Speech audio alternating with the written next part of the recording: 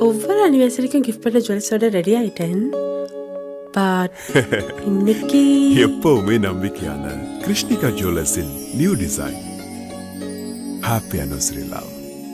Krishnika jewellers, Ealing road, Wembley. Trusted for generation.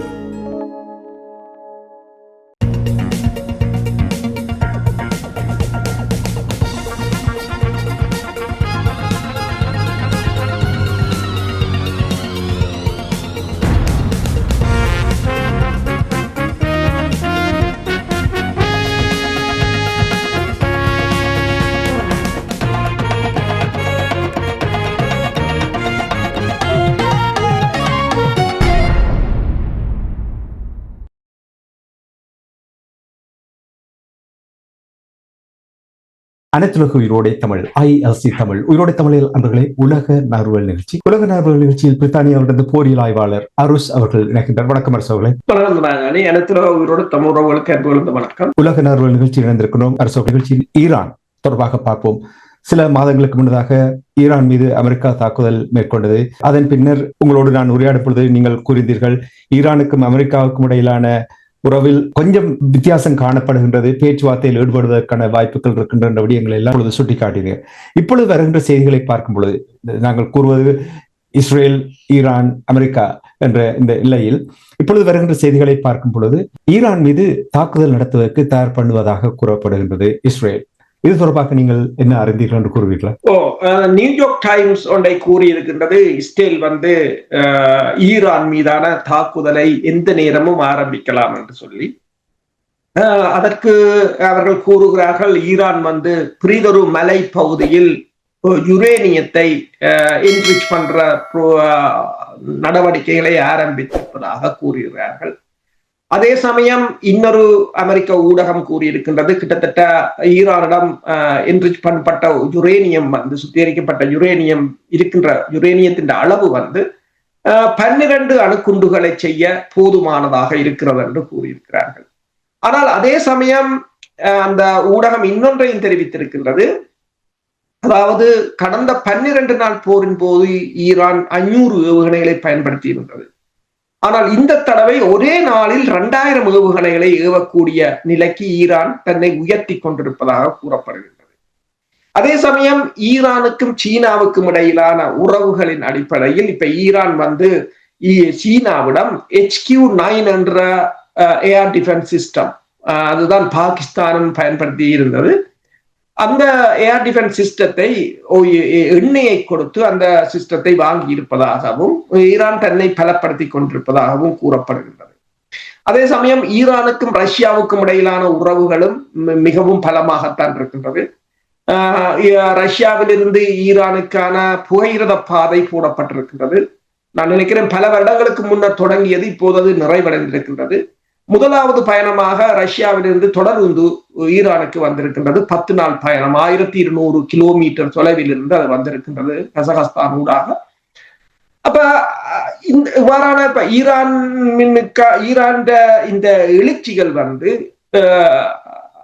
ஈரானை ஏதோ ஒரு வகையில் ஈரானை பலத்தை ஒடுக்க வேண்டிய கட்டாயம் அமெரிக்காவுக்கும் இஸ்ரேலுக்கும் இருக்கு. இதில் பிரித்தானியாவின் பங்கும் இருக்கு என்று கூறப்படுகின்றது. அப்ப இது அதே சமயம் ஈராக்ல தேர்தல் இடம்பெறப் போகின்றது. தேர்தல் இடம்பெறுவதற்கு முன்னர் ஈரான் ஜெனரல் தர கட்டளை அதிகாரி ஒருவர் திடீரென்று ஈராக்குக்கு பயணத்தை மேற்கொண்டு வந்திருப்பதாகவும் கூறப்படுகின்றது.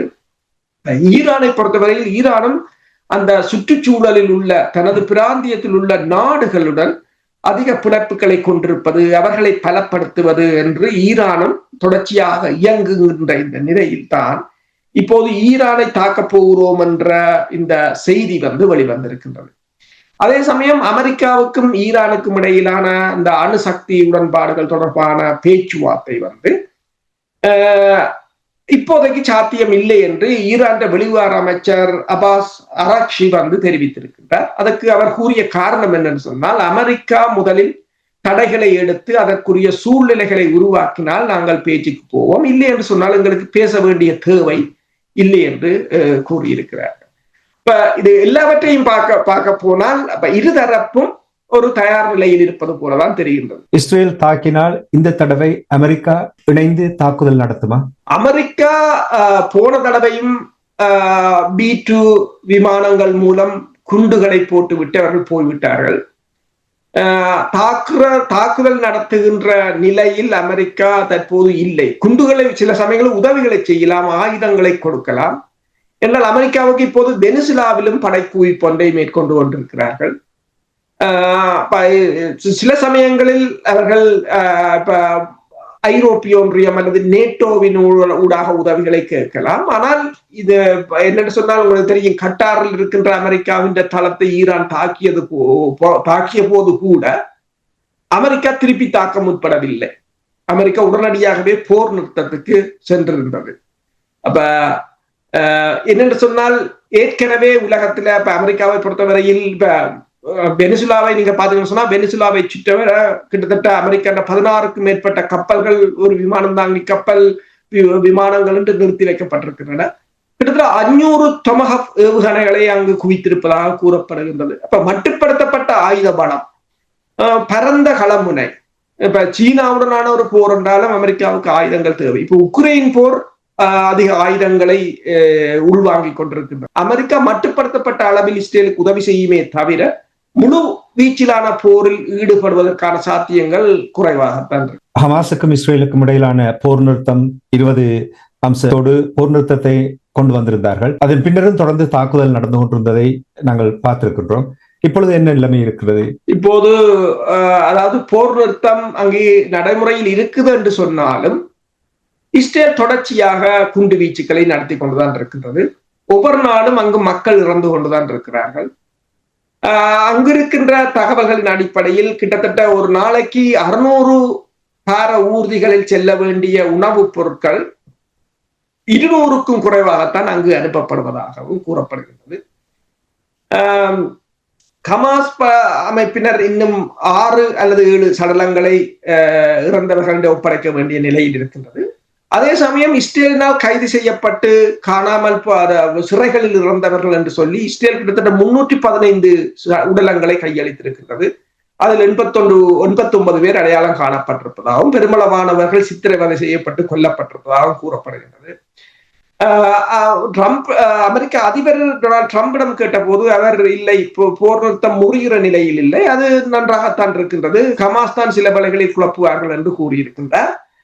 ஆனால் 2ஆம் கட்டம் அதை கொண்டு செல்வதற்கான இவர்களிடம் பிளான் இல்லை என்று சொல்லப்படுகின்றது.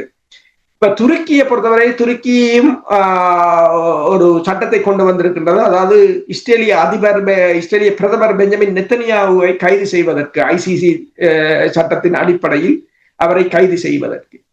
அதே போல இப்ப நீங்கள் பார்த்தீங்கன்னு சொன்னால் ஜெர்மனியில் இருக்கின்ற ஒரு சட்ட நிறுவனம் இஸ்ரேலின் முன்னாள் பிரதமர் 2014ஆம் ஆண்டு இடம்பெற்ற சண்டையில் மக்களை படுகொலை செய்வதற்கு காரணமானவர் என்று சொல்லி அவர் மீது போர்க்குற்ற வழக்கை போட்டிருக்கிறார்கள். அதுக்கு அந்த நிறுவனம் கூறிய காரணம் என்னன்னு சொன்னால், நாங்கள் ஏன் போடுகிறோம் என்று சொன்னால், எந்த நேரத்திலும் காலம் கடந்தாவது தண்டனையை வழங்குவோர் நீங்கள் தப்ப முடியாது என்பதை காட்டுவதற்காக என்று கூறப்பட்டிருக்கிறது.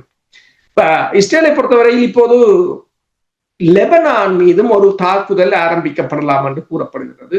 லெபனானில் தொடர்ச்சியாக இஸ்ரேல் குண்டு தாக்குதல்களை மேற்கொண்டு கொண்டிருக்கின்றது. லெபனான் ஹிஸ்புல்லாக்கள் படைத்தளங்கள், கட்டளை மையங்கள், தலைமை பீடங்கள், ஆயுத களஞ்சியங்கள் என்று எல்லாவற்றையும் தாக்கி கொண்டிருக்கிறார்கள்.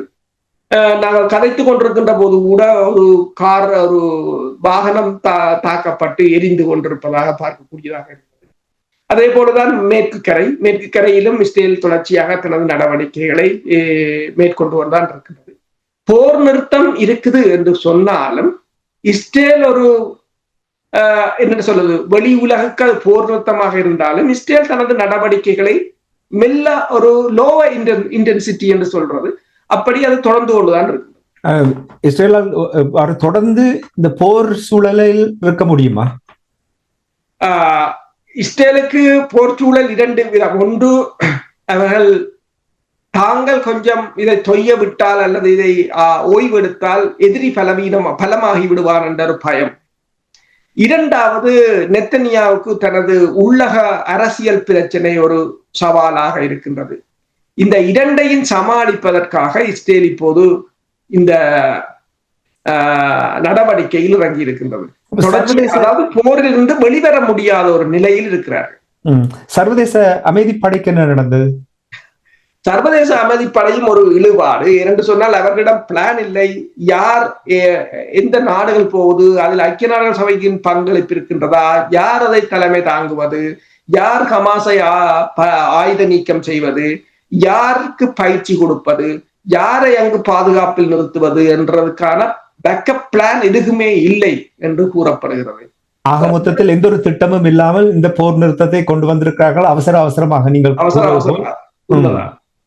சரி, பொறுத்திருந்து பார்ப்போம் எப்படி அந்த நிலைமைகள் மாறுகின்ற என்ற விடயங்களை பார்ப்போம். இனி அந்த பிராந்தியத்தில் உங்களுக்கு தெரியும், சிரியாவில் ஏற்பட்ட போர், அந்த போர்னால் அங்கே இப்பொழுது ஆட்சி மாற்றம் வந்திருக்கின்றது. சிரியாவுடைய அதிபராக தெரிவு செய்யப்பட்டிருப்பவர், அவருக்கு அமெரிக்காவுக்கு செல்வதற்கு தடை விதிக்கப்பட்டிருந்தது. என்ன நிலைமை? அவர் இப்போது 2 தடவைகள் அமெரிக்காவுக்கு சென்றிருக்கின்றார். அவர் அல் கைடாவில் உறுப்பினர், மற்றது ISIS அமைப்பின் தலைவர் என்பதால் அவரின் தலைக்கு $10 லட்சம் பரிசாக வழங்கப்படும் என்று அறிவிக்கப்பட்டிருந்தது. இப்போது அவர் மேற்குலகத்துக்கு வேண்டியவராக இருப்பதால் சிரியா மீதான தடையை ஐக்கிய நாடுகள் சபையின் பாதுகாப்பு சபை இந்த வாரம் நீக்கி இருக்குது. அது நீங்கள் பார்த்தீர்கள் என்று சொன்னால் 14-0 என்ற விகிதத்தில், அதாவது யாரும் எதிர்க்கவில்லை.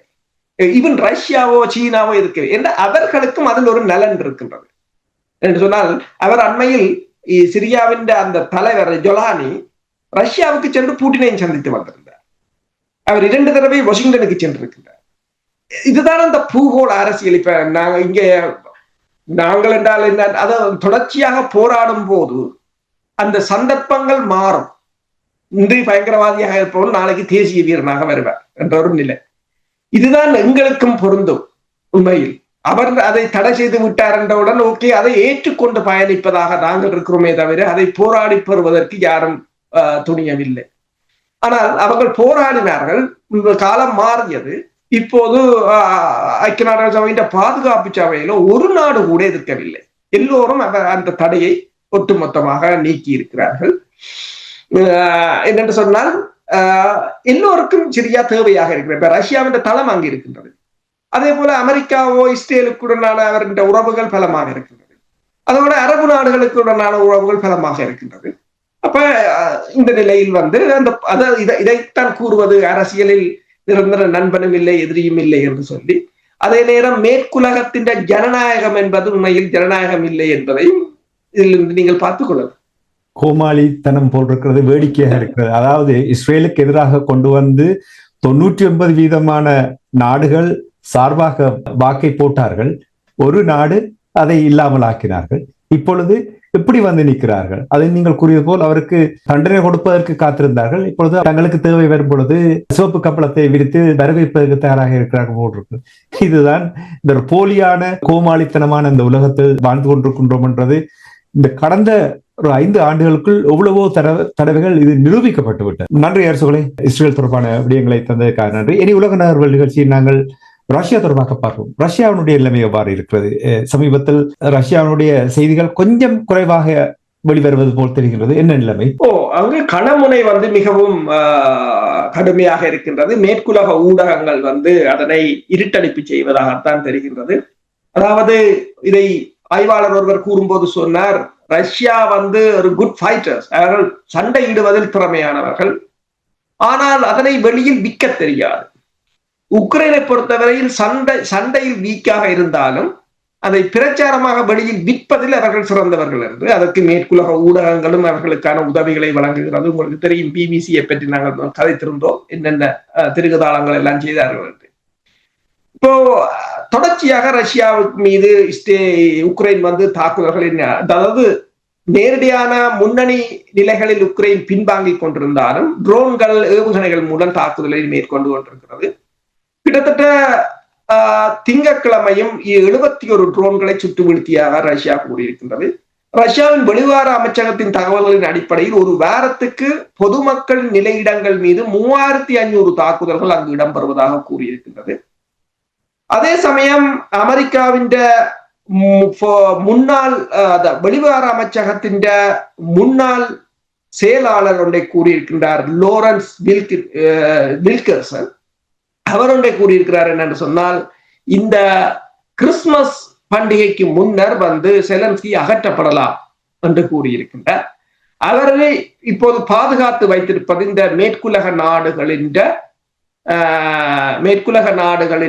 பாதுகாப்பு படைதான் அவரை இப்போது பாதுகாத்து வைத்திருக்கிறது சொல்லியும், அதே சமயம் ஒலிகார்ட்ஸ் என்று சொல்கின்ற செல்வந்தர்களின் தயவிலும் தான் அவர் இருக்கிறார் என்று சொல்லியும், அவர் சில சமயங்களில் கொல்லப்படலாம் அல்லது நாட்டை விட்டு தப்பி ஓடலாம் என்றும் கூறியிருக்கிறார். அதே சமயம் நீங்கள் பார்த்தீங்கன்னு சொன்னால், பெல்ஜியத்தின் பாதுகாப்பு அமைச்சர் அண்மையில் ஒரு கருத்தை தெரிவித்திருந்தார். அதாவது தியோ பிராங்கன் என்னென்று சொன்னால், ரஷ்யாவை இந்த உலக வரைபடத்திலிருந்து வைப் அவுட் பண்ணுவோம் என்று சொல்லி, அது மிகப்பெரிய ஒரு சர்ச்சையை ஏற்படுத்தி இருந்தது. ரஷ்யா அதுக்கு கடும் கண்டனத்தை தெரிவித்திருந்தது. ஆனால் அவர் அதை சமாளித்தாரே தவிர தான் சொன்ன வார்த்தைகளை மீளப் பெறவில்லை.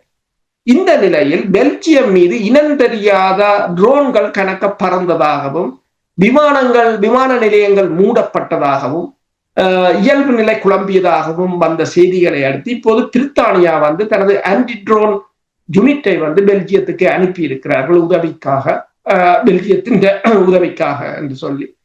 அண்மை காலமாக உங்களுக்கு தெரியும், ஹைபிரிட் போர் என்று இந்த மேற்குலக நாடுகள் கூறுகின்ற அந்த போர் இந்த அதாவது அதாவது போலந்தாக இருக்கலாம், ருமேனியாவாக இருக்கலாம், பல நாடுகளில், ஜெர்மனாக இருக்கலாம், நெதர்லாந்து, டென்மார்க், இந்த நாடுகளின் மீது ஆளில்லாத தாக்குதல் விமானங்கள் பறந்ததால் பெரிய அல்லோல கல்லோலம் ஏற்பட்டது. இப்போ அதே ஒரு நிலைமைதான் பெல்ஜியத்துக்கும் ஏற்பட்டிருக்கிறது. அதே சமயம் சப்ரோசியா பகுதியை நோக்கி ரஷ்யா நகர்ந்து வருவதாகவும், கிட்டத்தட்ட அந்த 20,000 படையினர் ஏற்கனவே முற்றுகைக்குள் உள்ளானவர்கள் முற்றுமுழுதாக முற்றுகைக்கு சிக்கி இருப்பதாகவும், அவர்களை மீட்க முடியாது என்றும் கூறப்படுகிறது. டொனால்ட் ட்ரம்ப் புட்டின் சந்திப்பதற்கான வாய்ப்புகள் இருக்கிறதா?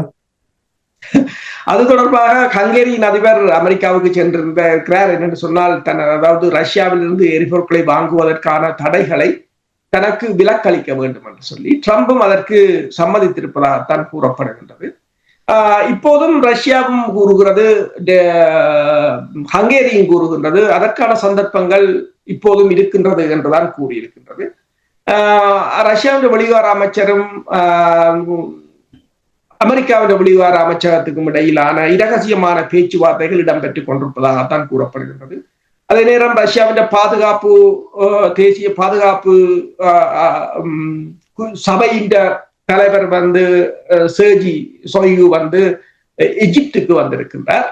என்ன காரணத்துக்காக வந்தார் என்று தெரியவில்லை. அதே போல அமெரிக்காவின் FBI தலைவர் கேஷ் பட்டேல் சீனாவுக்கு இரகசியமான ஒரு பயணத்தை மேற்கொண்டிருக்கின்றார். அவர் சென்ற பிறகுதான் தெரியும் அவர் சீனாவுக்கு சென்றிருக்கிறார் என்று சொல்லி. அப்ப திரைமறைவில் பல சம்பவங்கள் இடம்பெற்றுக் கொண்டிருக்கின்றன. பலவற்றை அவர்கள் வெளியிட்டு சொல்வதும் இல்லை, உரிமை கோருவதும் இல்லை. அதே இப்ப அமெரிக்கா சொல்லாவிட்டாலும் சீனாவும் அதை வெளியிட்டு சொல்வதில்லை. அதே போலதான் ரஷ்யாவும் சொல்வதில்லை, அமெரிக்காவும் சொல்வதில்லை. அவ்வாறான ஒரு நிலைமையாக இருக்கின்றது. உங்களுக்கு தெரியும், இப்ப இருக்கின்ற உலக ஒழுங்கில் எதுவும் நடக்கலாம் என்ற ஒரு நிலையாகத்தான் இருக்கின்றது. அது எப்படி சாத்தியம்? ஹங்கேரிக்கு ரஷ்யாவிடமிருந்து எண்ணெய் வாங்குவதற்கு தடை இல்லை, ஐரோப்பிய ஒன்றிய நாடுகள் சிலருக்கு தடை இல்லை, இந்தியாவுக்கு மட்டும் தடை என்றால் அது என்ன காரணத்துக்காக? அது உண்மைதான். அதைத்தான் இப்போது ராய்ட்டர் செய்தி நிறுவனம் போட்டுக்கிறது. ஆஸ்திரேலியா கிட்டத்தட்ட 3.5 மில்லியன் எரிபொருட்களை ரஷ்யாவிடமிருந்து வாங்கி கொண்டுதான் இருக்கின்றது என்று வெளிக்கொண்டு வந்திருக்கிறார்கள். எல்லோரும் ரகசியமாக வாங்குகிறார்கள், அல்லது அவர்களால் சபை பண்ண முடியாத ஒரு நிலை. அதைத்தான் இந்தியாவும் இப்போது மதிப்பதில்லை. இந்தியா தொடர்ச்சியாக வாங்கி கொண்டுதான் இருக்கின்றது. அப்ப ஜெயசங்கர் அடிக்கடி கூறுவது ஒன்றுதான், நீங்கள் டபுள் ஸ்டாண்டர்ட் என்று சொல்லி நீங்கள் இரட்டை நிலையில் இருக்கிறீர்கள். ஐரோப்பிய ஒன்றியம் வாங்குகிறது, ஆஸ்திரேலியா வாங்குகிறது, ஜெர்மன் வாங்குகிறது, நாங்கள் அமெரிக்காவும் வாங்குகிறது. நியூக்ளியர் ஃபியூவல் அமெரிக்கா இப்போதும் ரஷ்யாவிடமிருந்து வாங்கி கொண்டுதான் இருக்கிறார்கள். அப்ப இப்ப சீனாவிடமிருந்து கனிம மணல் பொருட்களை வாங்குவதற்காக வரியை குறைத்திருக்கிறார்கள். ஒரு வருடத்துக்கு போர் நிறுத்தம், பொருளாதார போர் நிறுத்தம் இரு நாடுகளுக்கும் இடையும். அதுவும் சரி வரையில் என்றால் அது நிரந்தரமான போர் நிறுத்தமாக முடியும். ஆனா வல்லவனுடன் ஒன்றும் செய்ய முடியாத ஒரு நிலை இருக்கிறது. யாரும் எளியவர்களைத்தான் தருத்துவது. சினிமா பாணி சொன்னால் பொல்லாத கில்லாடிகள் என்று சொல்லுவார்கள், அப்படி போல் தான் இருக்கிறது. சரி, நாங்கள் நிகழ்ச்சி என்று கொண்டு வர வேண்டும். சுருக்கமாக இன்னொரு விடயத்தை பார்ப்போம். அதாவது வெனிசுவேலா தொடர்பாக நீங்கள் தொற்றிருந்தீர்கள், அதனுடைய நிலைமை என்ன என்று சுருக்கமாக கூறுங்கள். வெனிசுலாவில ட்ரம்ப் ஒரு சிக்கல்ல மாட்டியிருக்கிறார். என்று சொன்னால் ரஷ்யா நேரடியாகவே உதவிகளை வழங்க முற்பட்டிருக்கின்றது. ரஷ்யாவின் கின்சால் ஏவுகணைகளையும் ஹைப்போசனிக் ஏவுகணைகளை ஒரோனிஸ்ட் ஏவுகணைகளை தாங்கள் வழங்குவதற்கு தங்களுக்கு எந்தவித தடையும் இல்லை என்று ரஷ்யா தெரிவித்திருக்கின்றது. தாங்கள் ஏற்கனவே புக் மற்றது பன்சீர் 2 மற்றது S-300 போன்ற விமான எதிர்ப்பு ஏவுகணைகளை வழங்கி இருக்கின்றோம். சிறிய ஏவுகணை ஆயுதங்களோ பெரிய ஆயுதங்களையோ தாங்கள் வழங்குவதற்கு எந்தவித தடையும் இல்லை என்று கூறியிருக்கிறார்கள். இப்ப பிரச்சனை என்னவென்று சொன்னால், இப்போது இவர்கள் ஒரோனிஸ்ட் ஏவுகணையை வழங்குவார்களாக இருந்தால் கிட்டத்தட்ட 2500 தொடக்கம் 5000 மைல்கள் தூர வீச்சு கொண்ட அந்த ஏவுகணை அமெரிக்காவின் புளோரிடா வரையிலும் தாக்குதலை நடத்தலாம் என்று கூறப்படுகிறது. அது மட்டுமல்லாது கரீபியன் கடற்பகுதியில் இருக்கின்ற அமெரிக்காவின் கடற்படை இலக்குகள் அனைத்தும் இல்லாமல் செய்யப்படலாம் என்று கூறப்படுகின்றது. அப்ப ரஷ்யாவின் கப்பல் ஒன்றும் அங்கு சென்றிருப்பதாக கூறப்படுகின்றது வெனிசுலாவுக்கு. வெனிசுலா ரஷ்யாவிடமும் சீனாவிடமும் ஈரானிடமும் தான் உதவியை கேட்டிருந்தது. ஆனால் சீனாவும் ஈரானும் நேரடியாக இதையும் கூறாவிட்டாலும் அவர்கள் இரகசியமாக செய்யலாம் என்று கூறப்படுகிறது. ரஷ்யா நேரடியாகவே தான் உதவிகளை செய்வதற்கு கூறியிருக்கிறது. இது உண்மையில் நீங்கள் 1968ஆம் ஆண்டு இடம்பெற்ற கியூபாவின் ஏவுகணையை கியூபாவில் நிறுத்துவது என்ற அந்த ஒரு நெருக்கடியான நிலையைத்தான் தற்போது அடைந்திருக்கிறது. ட்ரம்ப் சில சமயங்களில் நேரடியான தாக்குதல்களை தவிர்த்து ஒரு படுகொலையை செய்யலாம் அல்லது ஒரு போராட்டத்தின் மூலம் ஆட்சியை கவுக்கலாம், அவ்வாறான ஒரு நிலை ஏற்படலாம் என்றும் கூறப்படும். நன்றி ஆசோக்களே. இன்றைய நிகழ்ச்சியில் இணைந்து உலக நகர்வுகளை அவதானித்து உயிரோடை தமிழ் உறவுகளுக்கு எடுத்து வந்தமைக்காக உயிரோடை தமிழ் அன்பர்கள் சார்பாக நன்றியை கூறிக்கொண்டு மீண்டும் இன்னொரு நிகழ்ச்சியில் இணைந்திருப்போம். அதற்கு நன்றி, வணக்கம். நன்றி. எமது பார்வையாளர்களுக்கு வணக்கம். மக்களின் குரலாய் ஓங்கி ஒலிக்கும் இலக்கு மின்னிதழ் மற்றும் உயிரோடை தமிழ் வானொலி ஆகிய இவ்விரு ஊடகங்களும் உங்களைப் போன்ற எமது நேயர்கள் நண்பர்களின் ஆதரவிலேயே இயங்கி வருகின்றன. மிக குறைந்த வளங்களுடன் பல இடர்கள் மற்றும் தடைகளை தாண்டி பயணிக்கும் எமது ஊடகங்களின் பணிகள் மேலும் வளர உங்களால் முடிந்த நிதியுதவியை வழங்கி இன்னும் காத்திரமான செயற்பாடுகளை முன்னெடுக்க உதவுமாறு மிகவும் பணிவன்புடன் வேண்டி நிற்கின்றோம். உங்கள் பங்களிப்பு உங்களின் உரிமை குரலாய் ஓங்கி ஒலிக்கும். நன்றி.